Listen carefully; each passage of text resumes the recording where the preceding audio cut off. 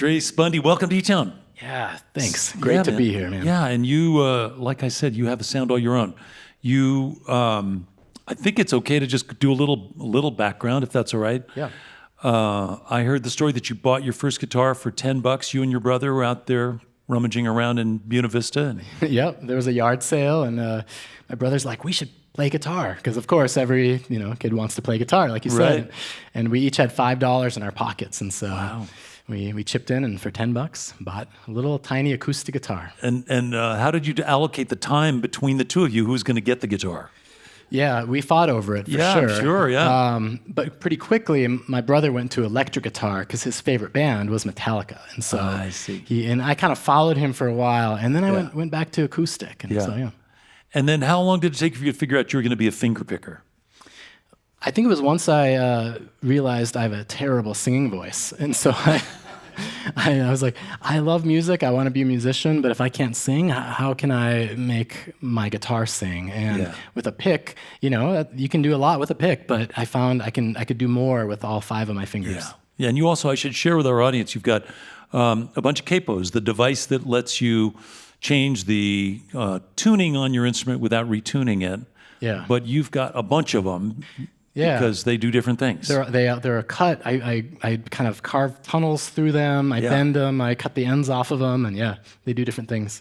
And so when you split off from your brother listening to Metallica and you wanted to choose other things, did you have any guitar heroes playing? I mean, did you know about Leo Kottke or Michael Hedges or anybody like that, or did you just kind of make up your own path?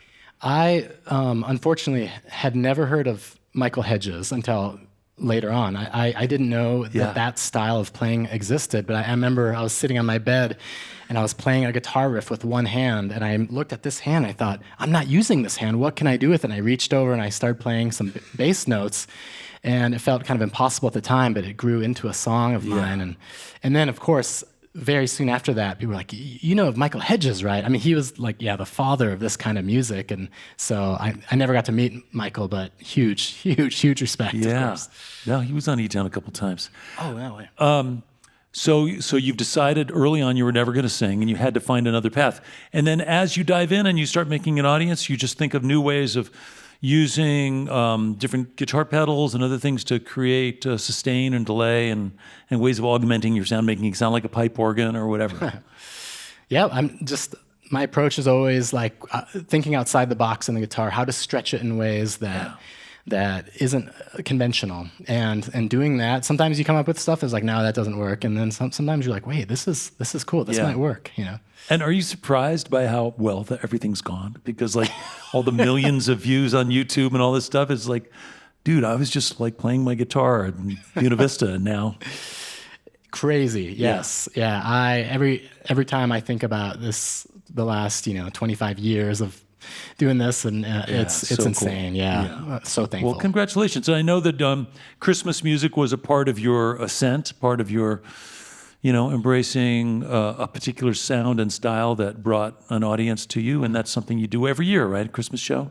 I do, yeah. At Boulder Theater, it's called Trace Bundy's Acoustic Holiday. Yeah. This is the 16th annual one. Wow. Yeah. Wow. So, and if I may, it officially got announced tonight. Yeah. So it's going to be on Saturday, December 14th at Boulder Theater this year, and tickets go on sale Friday morning. Okay, Saturday, December 14th in Boulder, Colorado. For anybody listening out there, if they want to hear Trace Bundy's Acoustic Holiday.